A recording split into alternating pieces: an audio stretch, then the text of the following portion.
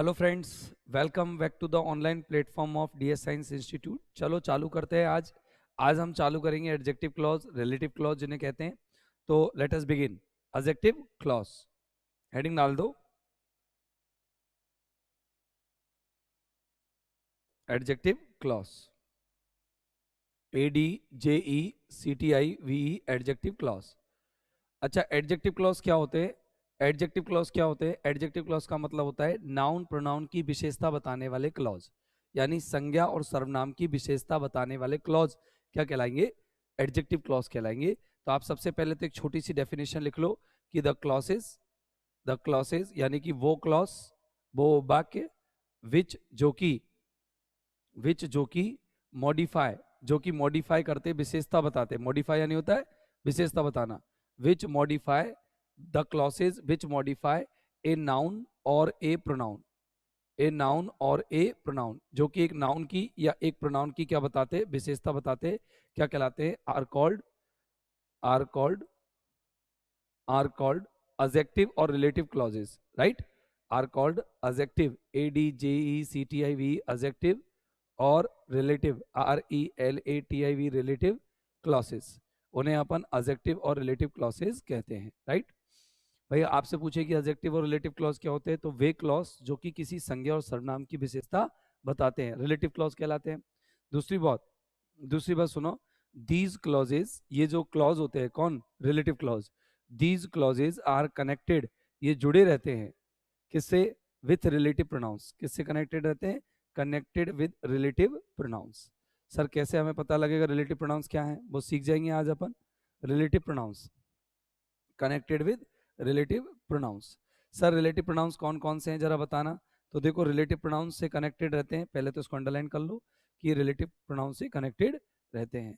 अब relative pronoun कौन कौन से हैं देखो। सबसे पहले रिलेटिव प्रोनाउन है आपका, एक तो है हु, जिसका अर्थ होगा यहाँ पर जो की, जो या जो की, ये अर्थ निकलेगा हु का, है ना? रिलेटिव प्रोनाउन के रूप में अर्थ अलग निकलते, कौन वगैरह नहीं निकलते।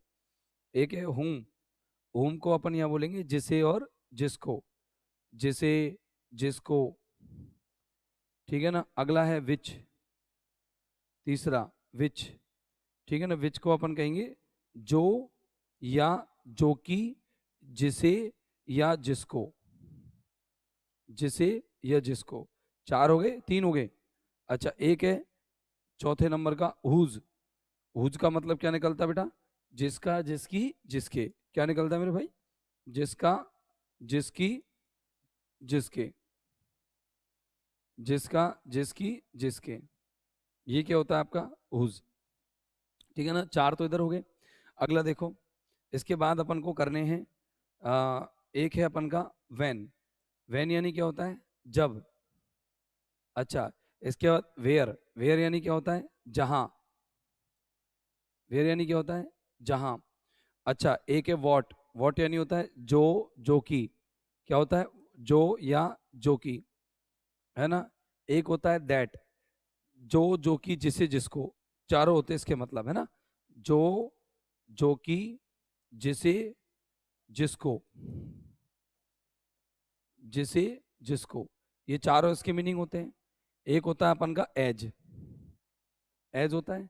एज का मतलब भी ये चारों ही होते हैं, जो, जो की, जिसे और जिसको, जिसे और जिसको। और एक होता है वाई, जिस कारण से, जिस कारण से। तो आपके ये सारे की सारे रिलेटिव प्रोनाउंस हैं। अब अगर आपको ये कह दे कि ये भरो, तो आप समझ जाना आप रिलेटिव क्लॉज भरने वाले हो। या आपसे रिलेटिव क्लॉज की कहे तो आप इन 9 चीजों में से एक चीज लेंगे। 9 या 10 हो गई होंगी। 5, 6, 7, 8, 9 और 10। इन 10 शब्दों में से ही आपको किसी को चुनना है। तो सबसे पहले अपन शुरू करते हैं, इनको कैसे कैसे भरते हैं, कैसे कैसे फ्लैंक फिल करते हैं, इनका रिक्त स्थान कैसे कैसे सेट करते हैं। तो लेट अस बिगिन, शुरू करते हैं। देखो, सबसे पहले बात करेंगे हम हु और हुम की। सबसे पहले अपन बात कर रहे हैं किसकी? हु की और हुम की। कि हु और हुम कब कब भरते हैं, कैसे कैसे भरते हैं। तो याद रखना, पहली बात कि जैसे अपन हु भर रहे हैं या हुम भर रहे हैं, इनकी अलग अलग स्ट्रक्चर होगी। कैसे कैसे होगी सुनना। हु से पहले तो कौन आएगा? पर्सन। और ऐसे ही पर्सन किससे पहले आएगा, हुम से पहले। मतलब इन जिस नाउन प्रोनाउन की विशेषता बताएंगे उस नाउन प्रोनाउन को हम बोलते हैं, एक नाम दे देते हैं एंटीसीडेंट, पूर्व पद। इसको नाम दे देते हैं एंटीसीडेंट, पूर्व पद। इंक बदल लेता हूं मैं।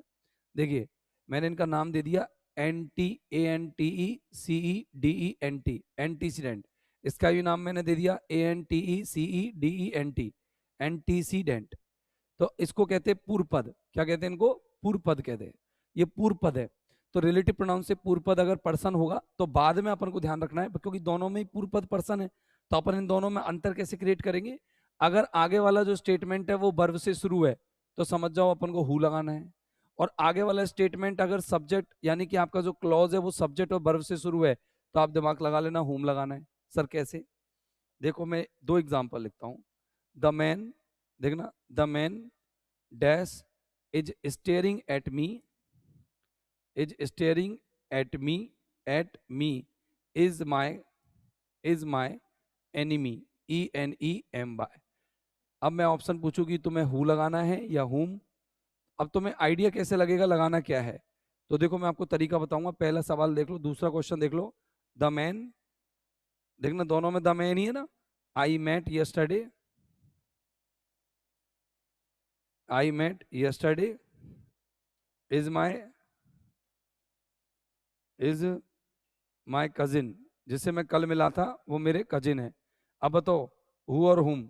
अब आपको इन दोनों में से क्या भरना चाहिए। आप पहले तो दिमाग लगाना फिर आंसर लगाना। दिमाग कैसे लगाओगे, ये देखो ये मैन कौन है, आपका एंटीसीडेंट है। मैन कौन है आपका, एंटीसीडेंट। और इधर भी मैन कौन है आपका, एंटीसीडेंट, राइट ना। दोनों ही जगह क्या है अपन के, पर्सन है। दोनों ही जगह पर्सन है। अब दोनों ही जगह पर्सन है तो आपको करना क्या है, ध्यान से सुनना। कि अगर इधर देखो, इधर क्या आ रही है, वर्ब, यस और नो। और इधर क्या आ रही है, सब्जेक्ट प्लस वर्ब। इधर आपको सब्जेक्ट प्लस वर्ब मिल रही है, हाँ या ना, मिल रही है ना। तो अपन क्या भरेंगे, जब आपको उधर वर्ब मिल रही है तो आप भरेंगे हु, और अगर आपको यहाँ वर्ब सब्जेक्ट प्लस वर्ब मिल रही है तो आप यहाँ भरेंगे हुम। हालांकि दोनों पर्सन, इधर से फर्क नहीं पड़ रहा, फर्क इधर से पड़ रहा है। वर्ब से शुरू होगा तो हु, और अगर नाउन प्रोनाउन से शुरू होगा, सब्जेक्ट प्लस वर्ब से शुरू होगा तो हुम। बोलो कोई डाउट है, कर लोगे। अब आते हैं अपन बिच पर। बिच का एक पैटर्न देख लेना, बिच कैसे समझ में आएगा। बहुत सीधे सीधे से स्ट्रक्चर है, कोई ज्यादा कठिन नहीं है। बिच आएगा कैसे, देखना। जैसे अपन तीसरा पॉइंट पढ़ रहे हैं बिच का। बिच कैसे भरते हैं, आपका जो, ये मैंने बिच भर दिया। अब थोड़ा सा ध्यान से सुनना। अगर अपन का एंटीसीडेंट, अगर अपन का एंटीसीडेंट पर्सन के अलावा अन्य कुछ हो, मैंने लिख दिया पर्सन के अलावा अन्य कुछ, पर्सन के अलावा अन्य, पर्सन के अलावा अन्य कुछ होगा। मतलब पर्सन ना हो, जैसे एनिमल हो, कोई इंसेक्ट हो। अब पर्सन के अलावा अन्य में कौन कौन आ गया, अन्य में आगे देखो एनिमल, जितने भी जानवर हैं, जितने भी बर्ड हैं, जितने भी आपके वस्तुएं हैं, थिंग्स हैं, कीड़े मकोड़े हैं, सारी की सारी इसके अंदर आ गई चीजें। एनिमल, बर्ड्स, थिंग्स वगैरह सब इसके अंदर आ गई, राइट। अब आपको क्या करना है, यहाँ पर कुछ भी हो, चाहे बर्ब हो तो, चाहे आपका बर्ब हो तो भी, और अगर बर्ब नहीं हो इधर, जैसे बर्ब होगी तो भी, और अगर सब्जेक्ट प्लस वर्ब होगी तो भी आपको बिच ही भरना है। सर कैसे, मैं समझाता हूं। देखना एग्जाम्पल देखना। मैंने कहा देखना, book the book dash you are studying, you are studying, STUDYING, the book you are studying is not interesting, वो रुचिकर नहीं है। अब आपसे ऑप्शन पूछे, हु भरोगे, हुम भरोगे या बिच भरोगे। अब तो तीन हो गए ना, अब अपन तीनों में से चुन सकते हैं ना एक को। चलो चुनो। इसका आंसर आप चुनेंगे जब तक मैं दूसरा बनाता हूं। मैंने कहा the horse dash is running fast, the horse dash is running fast is mine, मेरा है। अब मैंने कहा इसमें भरो, वही ऑप्शन मैंने तीन इसमें दिए, हु, हुम और बिच। बताओ आप कौन सा आंसर लगाएंगे, दिमाग लगाएंगे आंसर लगाएंगे। सर दिमाग लगाएंगे। दिमाग कैसे लगेगा, सुनो। देखना इधर, यहाँ पर एंटीसीडेंट कौन है, बुक, पर्सन तो नहीं है, ठीक है, थिंग है। अच्छा यहाँ एंटीसीडेंट कौन है, जानवर, एनिमल। है कि नहीं एनिमल? इधर तो आपका थिंग है, इधर आपका एनिमल है। यस और नो? अरे हाँ या ना? है ना? बहुत सिंपल तरीके से बता रहा हूँ, जो हिंदी मीडियम का स्टूडेंट भी समझ सके, इसको अर्थ भी ना आए तो कर सके। मतलब मेरा उद्देश्य ये नहीं है कि आपको कि सीधा इंग्लिश मीडियम के माध्यम से आपको पढ़ा करके और कंप्लीट निकल चलूं। मेरा उद्देश्य ये कि आपको कोई भी जो बच्चा पहली बार पढ़ रहा है, देख रहा है, उसको समझ में नहीं आ रहा है, वो भी इसको कर सके। तो देखो यहाँ पर आपको पहली बात तो ये समझ लेना है कि ना तो हु आएगा ना हुम आएगा, क्योंकि पर्सन नहीं है। दोनों के लिए पर्सन होना चाहिए, तो बिच आप डायरेक्ट लगा सकते हो। फिर भी आप देखो वस्तु के लिए क्या आता है, अगर इधर सब्जेक्ट और वर्ब आ रही हो तो वस्तु के लिए आएगा बिच, आ गया। इधर देखो अगले में द हॉर्स आ रहा है, हॉर्स क्या एनिमल है, और यहाँ पर फिर वर्ब और वर्ब आ रही है ना शुरू में, ऊपर तो सब्जेक्ट आ रहा था, नीचे वर्ब आ रही है। तो यहाँ अपन को पता है जब एनिमल है तो हु और हुम तो नहीं आएंगे, आंसर क्या रहेगा? बिच। बोलो कोई डाउट हो तो बताओ, क्लियर है ना? तो आपका हु हुम और बिच हुआ कि नहीं हुआ? हो गया। अब अगला चलते हैं अपन किस पर, हु हुम बिच के बाद अगला है अपना हुज। क्या है अगला? हुज। अब अपन चौथे नंबर का जो रिलेटिव प्रोनाउन है वो देख रहे, हुज, WHOSE, हुज। इसका मीनिंग निकलता है बेटा जिसका, जिसकी और जिसके, जिसका, जिसकी, जिसके, ये मीनिंग निकलता है इसका, तीनों, जिसका, जिसकी, जिसके। तो ये याद रखना है आप लोगों को कि इसका मीनिंग क्या होता है, जिसका, जिसकी, जिसके होता है। अब देखना अच्छे से समझना कि अब इनको करेंगे कैसे, इसको यूज कैसे करेंगे, कैसे यूटिलाइज करेंगे, तो देखना अच्छे से कि अपन का एंटीसीडेंट कोई भी होगा, ये अपन ने एंटीसीडेंट लिख दिया। एंटीसीडेंट का मतलब मैंने आपको बताया था पूर्व पद होता है, यानी रिलेटिव प्रोनाउन से पहले आने वाले शब्द आपके एंटीसीडेंट होते हैं। एंटीसीडेंट कोई भी noun, any noun, any noun, कोई भी नाउन चलेगा, कोई भी संज्ञा होगी चलेगी, एनी नाउन चलेगा, कोई भी नाउन चलेगा। बात समझ में आ गई? आपका एंटीसीडेंट क्या हो? कोई भी नाउन हो, लेकिन जो भी नाउन हो उसी नाउन का यहां पर पार्ट हो, यहां पर रिलेटेड थिंग हो, कोई संबंधित चीज, पार्ट रिलेटेड थिंग, या फिर कोई रिलेटिव हो, कोई रिलेटिव हो, या उसका कोई कैरेक्टर हो, गुण, CHARACTER, या उसका कोई फीचर हो, तो अपन क्या कर देंगे? पार्ट ऑफ बॉडी, पार्ट मतलब पार्ट ऑफ बॉडी हो, कोई संबंधित वस्तु हो, या कोई रिश्तेदार हो, या फिर आपका कोई कैरेक्टर हो या फीचर हो। जैसे मैंने बुक लिखा, तो बुक के जो पार्ट है वो क्या है? पेज। हॉर्स लिखा, हॉर्स का पार्ट क्या है? टेल। मैंने कहा आदमी लिखा, मैन का पार्ट बॉडी क्या है? पार्ट ऑफ बॉडी है eyes, part of body eyes है ना। ऐसे ही मैंने इधर लिखा पर्सन, मैंने कहा हुज लाइफ, तो अपन ने लाइफ से उसको कनेक्ट किया। तो जिसका, जिसकी, जिसके का मीनिंग देने के लिए अपन को यहाँ पर क्या लगाना है? हुज लगाना है। अब जैसे मैंने एक एग्जाम्पल लिखा, मैंने कहा द बॉय, देखना, the boy dash eyes, eyes are brown, brown is an actor, is an actor. और यहां पर लिखा अपन ने हु, बिच और हुज। अब कोई भी बच्चा जच्चे जो भर दे अपनी मर्जी से, तो फिर तो क्या कहा जा सकता है, लेकिन दिमाग लगाओगे तो बहुत जल्दी आंसर हो जाएगा इसका, कोई टफ नहीं है। चलो बताओ आंसर क्या आने वाला है। यहाँ पर बॉय दिख रहा है आपको, और फिर यहाँ पर आइज दिख रही है, बोलो बॉयज का पार्ट ऑफ बॉडी है कि नहीं है? है ना? तो सीधा क्या भरोगे आंसर? हुज, यस और नो? भरोगे कि नहीं? अगला क्वेश्चन देखना जरा, अगला क्वेश्चन देखना, द बॉय के बाद दूसरा क्वेश्चन। मैंने कहा कि the horse dash tail, tail is, tail is long, is a good racer, वो अच्छा धावक है। अब बताओ हु, बिच और हुज। अब दिमाग लगाना है, इसके अलावा आपके पास कोई चारा नहीं है। तो बताओ क्या करना है आपको, जरा बताना, आंसर बताओ क्या करना चाहिए, बताओ। यहाँ पर हॉर्स एनिमल आ रहा है, हाँ या ना? कोई भी आए अपन को क्या मतलब है? एनिमल आता, वैसे तो बिच पढ़ते, लेकिन यहाँ देखो उसकी पूछ आ गई, जानवर का पूछ आ गई ना, इसका पार्ट ऑफ बॉडी है ना, हाँ या ना? तो अब पार्ट ऑफ बॉडी है, यहाँ पर भी पार्ट ऑफ बॉडी है, तो अपन क्या लगाएंगे यहाँ पर? यहाँ पर लगा देंगे अपन क्या? ऊज। क्या लगा देंगे? ऊज। आया बस समझ में अच्छे से? बात क्लियर हुई कि नहीं हुई? यस और नो? हो गई ना? अब अपन ने पढ़ ली है हु, हुम, विच और हुज। अब अपन पढ़ते हैं अगला रिलेटिव प्रोनाउन, और अगला जो रिलेटिव प्रोनाउन है वो आपका है व्हेन और वेयर, फिर व्हाट। तो अगला जो है नेक्स्ट रिलेटिव प्रोनाउन है आपके व्हेन और वेयर। जैसा कि आप जानते हो कि व्हेन और वेयर कैसे कैसे यूज होते हैं। व्हेन यानी होता है जब, और ये आता है टाइम के पहले, टाइम के बाद, है ना, टाइम दिखाता है ये। और ये वेयर यानी होता है जहां। तो मैं आपको एक बार दोनों की स्ट्रक्चर बना देता हूं, फिर देखना। अगर मान लो आपका जो एंटीसीडेंट है, ANTECEDENT, एंटीसीडेंट, इस पर नजर मारनी है आपको अच्छे से। एंटीसीडेंट पर नजर मारनी है, फिर आपको रिलेटिव प्रोनाउन भरना है। यस और नो, रिलेटिव प्रोनाउन को शॉर्ट में लिख देता हूँ RP। और फिर इसके बाद आपको रिलेटिव क्लॉज देखना है, यानी RC। क्या देखना है? Relative clause. तो ये तीन चीजों पर नजर मारनी है। अब एंटीसीडेंट की बात चल रही है, सुनो। एंटीसीडेंट, अगर आपका एंटीसीडेंट क्या हो, अगर टाइम हो, एंटीसीडेंट टाइम हो, तो सीधा आप लगाएंगे व्हेन, और आगे आपको सब्जेक्ट प्लस वर्ब मिलेगी। और ये वर्ब डिमांड करेगी टाइम की, इसी टाइम को डिमांड करेगी ये। ठीक है ना, कि भाई ये काम तुमने, ये सब्जेक्ट ने ये काम कब किया, तो कब का ये आंसर हो जाएगा। फिर अगला है प्लेस, स्थान। स्थान के बाद आपको लगाना है वेयर, और यहाँ पर भी आपको जो सब्जेक्ट क्रिया करेगा वो इसी स्थान पर करेगा जो एंटीसीडेंट के रूप में आया है। जैसे मैं एक एग्जांपल लिखता हूँ, एक या दो दे देता हूँ। मैंने कहा इट वॉज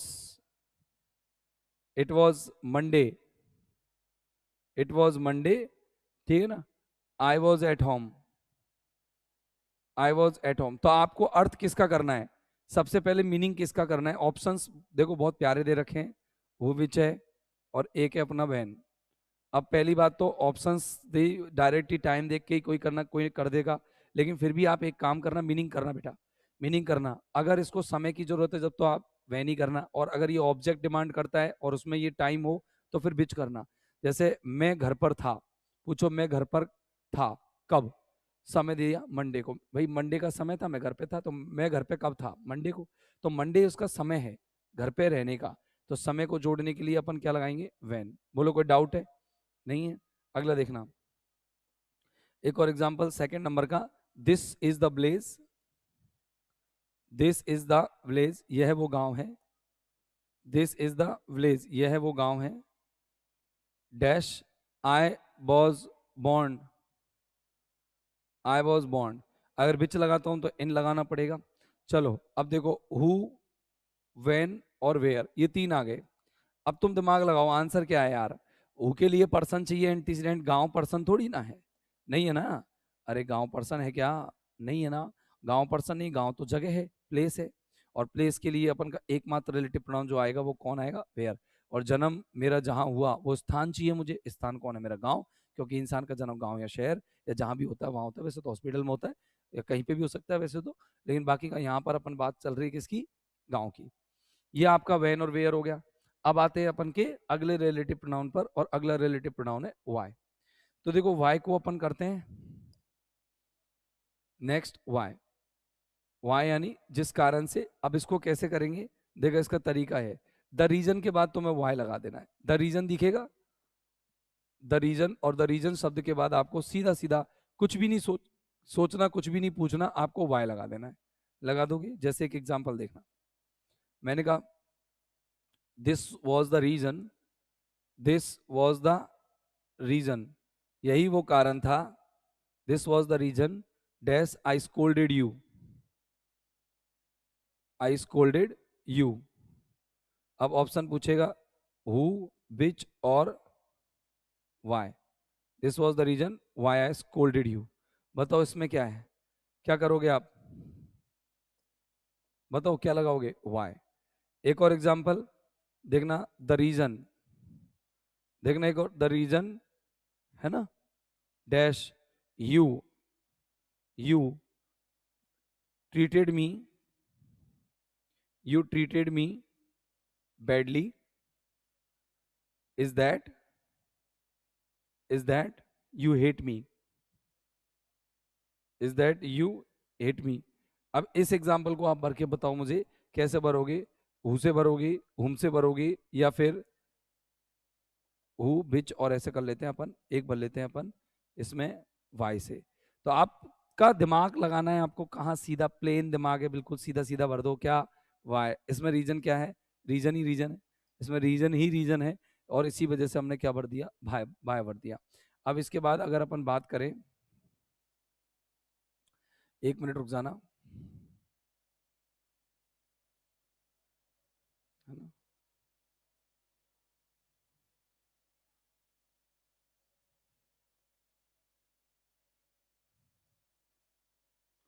तो देखिए अपन पेज बढ़ाए, मैंने इसमें कुछ नहीं किया और पेज बढ़ाए क्योंकि पेज इसमें कम पड़ रहे थे, ठीक है ना। तो आगे देख लीजिए, अपन आगे कर लेते हैं इसको सॉल्व। अब अपन ने रिलेटिव प्रोनाउन का जो मेन जो कुछ रिलेटिव प्रोनाउंस थे वो कंप्लीट किए हैं। बाकी के जो अगले रिलेटिव प्रोनाउंस है वो पार्ट 2 में हो जाएंगे, जिससे आपका रिलेटिव क्लॉज कंप्लीट हो जाएगा। तो this was the part first for some relative pronouns, जैसे कि आपने पढ़ा इसके अंदर हु, whom, आपने पढ़ा इसके अंदर which, इसके अंदर पढ़ा whose, एक पढ़ा आपने when, एक पढ़ा आपने where, एक पढ़ा आपने why। अब बच रहे हैं जो अगले रिलेटिव प्रोनाउन है वो है what, जैसा कि आपको मैंने पहली लिस्ट पे भी लिखा दिए। अब पेज बढ़ाने की जगह मैंने सोचा कि इसका पार्ट ही दूसरा कर दिया जाए जिससे लंबा ना पड़े। हमने ये हु कंप्लीट कर लिया है, एक मिनट बैक टू पवेलियन आ जाते हैं। हमने ये हु कंप्लीट कर लिया है, हुम कंप्लीट कर लिया है, विच कंप्लीट कर लिया है, हुज कंप्लीट कर लिया है, व्हेन, वेयर हमने ये कंप्लीट कर लिया, वाई कंप्लीट। अब हमारे पास 3 ही रिलेटिव प्रोनाउंस बच रहे हैं, एज है, दैट है और व्हाट है। इनके बाद हम हमारा जो ये रिलेटिव क्लॉज वाला टॉपिक है, एडजेक्टिव क्लॉज वाला टॉपिक है, ये भी कंप्लीट हो जाएगा। तो दोस्तों let us meet in the next video. Thank you very much, bye bye.